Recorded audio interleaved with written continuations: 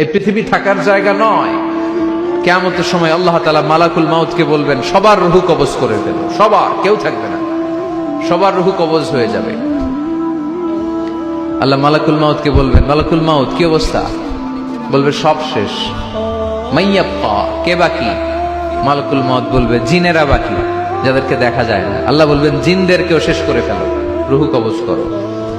মালাকুল মাউত আজরাইল জিনদের রূহ কবজ করবে।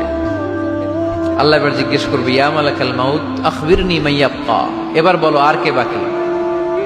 মালাকুল মাউত বলবে, আল্লাহ মানুষগুলো সব শেষ, জিনগুলাও শেষ, এবার বাকি ইবলিশ শয়তান, ইবলিশরেও শেষ করো, ইবলিশও শেষ। আল্লাহ আবার জিজ্ঞেস করবেন, ইয়া মালাকাল মাউতি মাইয়াব্বা, আর কে বেঁচে আছে বলো?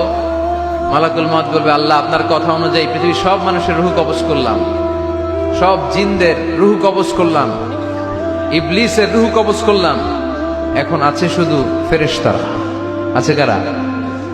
যাও ফেরেশতাদের রূহ কবজ করো, ফেরেশতাদের রূহ কবজ হয়ে যাবে। এবার আল্লাহ জিজ্ঞেস করবেন, ইয়া মালাকাল মাউত আখবিরনি মাইয়াব্বা। মালাকুল মাউত বলবে, আল্লাহ আপনার কথা মতো ধরে ধরে সব শেষ, ফেরেশতাও শেষ, চারজন ছাড়া।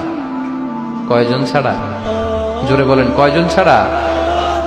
ইসরাফিল, জিব্রাইল, মিকাইল, আজরাইল। আল্লাহ এই চারজন আমরা বাকি। আল্লাহ বলবে, যাও ইযহাব ইনতালিক ইলা জিবরিল ওয়াকবাদ রূহা, জিব্রাইলের রূহ কবজ করো। ইযহাব ইলা ইসরাফিল ওয়াকবাদ রূহা, ইসরাফিলের রূহ কবজ করো। ইযহাব ইলা মিকাইল ওয়াকবাদ রূহা, রূহ কবজ করো। ওই তিন ফেরেশতাও শেষ। এবার আল্লাহ তাআলা জিজ্ঞেস করবেন, ইয়া মালাকাল মাউত আখবিরনি মাইয়াব্বা, হে মালাকুল মাউত আর কে বাকি আছে বলো? মালাকুল মাউত বলবে, আল্লাহ আপনার কথা মতো মানুষগুলো শেষ, জিনগুলো শেষ, ইবলিশ শেষ, আমার বাকি তিন ভাই ইসরাফিল, মিকাইল, জিব্রাইলও শেষ, শুধু আমি, শুধু আমি। আল্লাহ বলবেন, কেউ নাই? মালাকুল মাউত বলবে, না আল্লাহ কেউ নাই।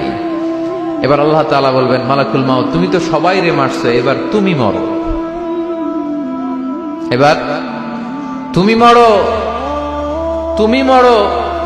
শোনার সাথে সাথে মালাকুল মাউতের কাঁপুনি ছুটে যাবে, খিঁচুনি এসে যাবে ভয়ে।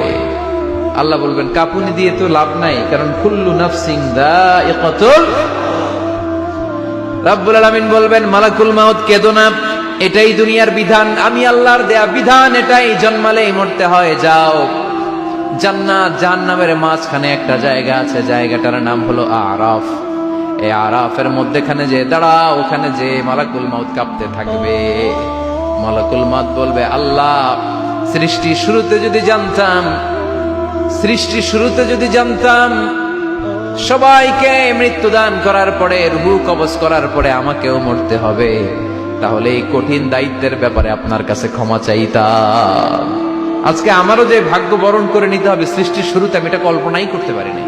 আল্লাহ বলবেন, নো টক, মুত, ইয়া মালাকাল মাউত, মর, মরে যা, মুত, মরে যাও। বলার সাথে সাথে মালাকুল মাউত এক বিকট চিৎকার হাঁকিয়ে মরে যাবে।